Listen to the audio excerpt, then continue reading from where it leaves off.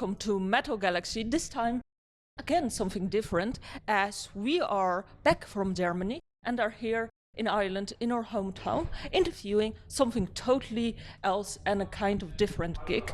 And two ladies, actually, which almost never happens. So welcome. Hi, thanks for having us. Thank you for having us. No worries. So, who are you? I'm Mishkin. I'm the singer from Crimson Veil, and I'm Anna. I'm the drummer of Crimson Veil. Amazing. So, what do you do in the band? well, I guess that my role would be to bring the starting point of the song. Perhaps a chord progression is where I usually start, something very weird generally, and then I usually pass it on to Anna, who then adds some rhythmic elements. It just definitely ends up being a bit weird, proggy and weird, but yeah, that would be my role as I guess I'm the fire starter. Nice. And yeah, that's interesting you mentioned this, Miskin, because, well, we read the bio, and when you're listening, there is so much diversity in vocals and a lot of layers. And I think you do it great vocal-wise, and as well your colleague here. But I think it's nice when two voices are combined. I think they enhance each other. Do you agree? Yes, I love double vocals. I especially love it. Male and female vocals mixed is fantastic. We do have some of that on the album, actually, and Hannah obviously sings as well. So, and there are parts where we're all singing, and we plan to bring more diverse voices onto the next record, I would say. Yeah, we're definitely playing with a lot of harmonies, and everyone contributes to the songwriting as well. So it's another way I would say of incorporating each other's voices, not actual voices, but also in what we have to say musically. And the new album, which we just finished writing actually now, is even more collaborative between everyone's influences and weirdness. So, well, we just got weirder. Yeah, basic. And then when I read, let me think. When I read the bio, and I know you were in a different project as well, Miskin, or a band, Bird Eats Baby. That's right. Eats Baby. Yeah. And now you have this project. That's right. So I'm wondering, what's the spark? Well, that band had been going for a really, really long time and had gone through so much change and upheaval, lots of different band members, lots of different genres, that really when we met with Reigning Phoenix, we decided... Amazing label, I think. Yeah, fantastic. They're really great. And we just all felt as a group that it would be better to have a fresh start under a metal banner, because there were so many albums before that and so many songs that we would just never play again, really, for this particular project. And for all of us, we just really wanted a fresh start, a clean break with this new sound and this new vision, and we decided that a brand new band was needed to be born. Even though we'd been going for a long time with these other projects, I just felt like all of those projects were kind of building to this moment, and this is the band that has come out of that. And I'm really glad that we changed the name and got a fresh start. Yeah, it feels new. And Hannah, how was it for you? Well, I joined them already. In 2019, yeah, just before the pandemic hit. And so actually this album of Crimson Veil is the very first time I wrote with you guys, so it's great to have a brand new start. It's like I joined Bird Is Baby, and then this Bird Is Baby following that just was Crimson Veil. So it's like I've basically never really been really the whole Bird Is Baby thing. For me, was always just, okay, this is where we start, Crimson Veil. So it's amazing to have a brand new start, brand new band, and to be a brand new vision, and and have found the right members for this. And we are all so lucky to have found each other for that. And have the same collaborative vision. It's raining on our heads. Well, we are in Ireland, so Nothing new. Actually, you mentioned you are signed to Reigning Phoenix, and you said it's great. And how do you find this collaboration, and how do you think they helped grow further? I think for us it was really important that we worked with somebody who understood our vision. It's really easy, because there's 3 females in the band, it's really easy to be labelled as like that. It's the genre, female-fronted metal, and we really didn't want to work with a label who just wanted to put us out there with like that image. over the music And for selling us. point. And selling point. Yeah, it's just never been something that we're interested in. There just happened to be 3 females in the band. It's not, you know, that we're musicians, and we really wanted to be seen as serious musicians writing music and playing complex music rather than be seen as females. And that was a really good point with Reigning Phoenix. They've never labeled us as like female, they've just labeled us as musicians, and they're supporting us for the music and the vision that we wanted, which is quite rare, I think, with a collaboration with a label of that size. So that's one of the ways that they've really supported us, and just communicating with us. And I really feel like they put the artist's vision first, and they've just been really, really supportive. They've been a joy to work with. We just feel so lucky to have a team around us now that can help us get the music to the right people. Yeah, and I think well, for us personally, because we were closely interviewing a lot of bands, and it's like finding rare gems. Like, I was looking at Crimson Veil and the shamanic rituals you have on stage, what I read. It's something unique, and as well the music with the changing of voices. It's like something you won't find anywhere else. It's like a very unique band of musicians that are serious, I think. So yeah, definitely. I'm glad you think so. That's what we're trying to achieve. Yeah. We want to do something a little bit out of the ordinary, and but actually, it's not like deliberate. It's more like genuine music, and this is what comes out. And we're not trying to be someone else, because that's always what a lot of artists try to do. They try to be someone like them, or like this, or like that. Well, the thing is, you'll never be as good as what you're trying to be then. So you're just wasting your time. So we just write, see what comes out. Okay, it's weird. Let's go for it. And it seems that people like it, so we just go weirdo. Yeah. So I mentioned some shamanic rituals, and I think you have flowers and some other stuff. We never seen you. We didn't watch the videos, as we were like, let's be surprised what's coming tonight. So can you tell us, how do you make the choice in what's coming on stage? It's kind of like what Anna said. Stuff in this band feels very natural. We didn't sit down and go, okay, what are we going to do on stage? You know, it just feels like the music, there's something kind of a bit mysterious and esoteric going on behind it.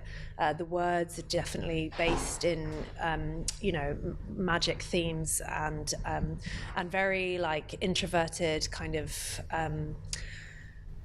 personal themes, and I just think that comes out in the music. So we just kind of do what we feel is right, and it really felt with this band that there was something quite special about it and something kind of a bit spiritual. So we decided like we're not going to just dress in black and have chains and studs, which I love. Like, I love goth culture, but we decided we were going to mix it up a little bit and maybe dress a bit more like deities or goddesses. Which we chose to wear, me and Anna chose to wear white on stage, which is kind of completely different to like the metal scene, but just to do like something bright themed. Kind of, yeah. I would say more like a sort of like contrast. Yeah. We wanted to bring the contrast that is in the music also on stage. So it's the reason why there's white and there's black. There's the red flowers, but there's also the dead branches. There is life and death. There's light and darkness. And in the music as well, Flinch is the perfect example for that. The music that is completely like, it's just pure contrast. We wanted to represent that on stage, and it happened naturally with all the ideas. I think Hannah and you kind of like brainstorm a bit of the stage, and then everyone chose their own outfit, which kind of naturally came together, right? Yeah, it just starts to evolve, I think. And then, because we make quite a lot of music videos that are very visual, we're really a visual band as well.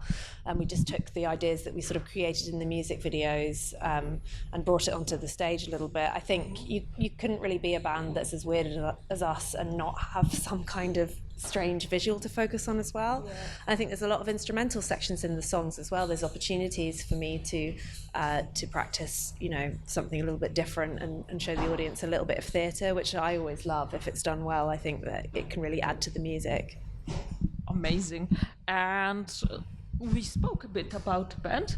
I'm wondering, you have violins, a lot of different instruments, and I think it feels natural and so on. So can you tell him a bit more what kind of instruments and what unheard combinations of instruments you use?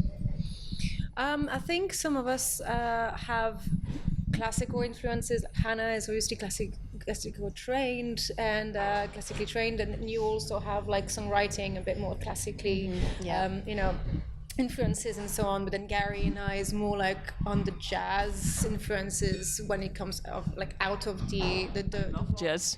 Yeah, so we just bring like it's a bit of jazz, there's a bit of classical music, there's a bit of obviously like rock and metal and progressive aspect. So stylistically speaking, we already very different, and so the instrument kind of matched that.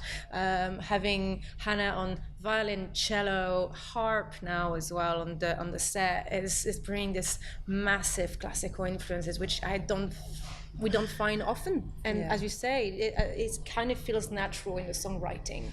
And then on some of the songs we have orchestral percussion as well, at the end of Task, for example, and so on. And I always come up with like the weird percussion. Yes, yeah. Because I'm quite a geek about it. So yeah, on the new album we are going to have some gongs, I think. We have like a whole interlude, with gongs, tam-tams, like waterphone, all very obscure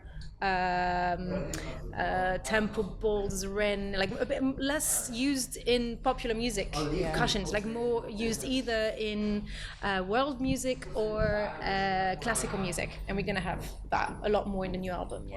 And I think as the band grows, we also really love to grow the layers that we can do. I'd love to add more instruments to it. The piano is actually my first instrument, so most of the songs are written, they're always started on piano, which I think gives us a different edge because it's not a traditional instrument in metal. So we just want to basically use as many textures as we can and serve the songs in that way. Right, let's do something random then. Oh dear. We like it. So what kind of art moves to you, speaks to you? What kind of art? Yeah. And you cannot say music. That's for me, that's the thing, is art moves me. I don't think there should be a one type, like a painting can move me, a movie can move me, a piece of music in whatever genre. If it's good art, some pieces of art should touch you for whatever random reason, and you will never know why sometimes. And that's what makes it art and not entertainment. And that's also something I've been discussing with a lot of people. A lot of people are confused between entertainment and art. And I think you should not pinpoint one type. Just be open-minded. There's a sculpture, there's a drawing from a kid can move you, And it doesn't have to be good art. It just has to be something that will move you for whatever reason. And that's what makes life so interesting, because you never know when that piece of art is gonna come, in your way. Yeah. Agree. Yeah, I totally agree. Amazing answer. Last one. I think it's nice to have rounded up with how your journey started, a bit in metal. I know, Miskin, you are more from a classical church background and you went into metal. And I'm wondering what kind of band or what CD or vinyl you were listening and you were like, I want to be in metal. That's an excellent question. Yeah, I remember being a teenager and I remember I listened to a lot of classical music growing up, and my dad had a record collection as well that was really eclectic. He had Queen and some opera and the Beatles, Jimi Hendrix, and then the Muppet Show as well. So it was just totally random.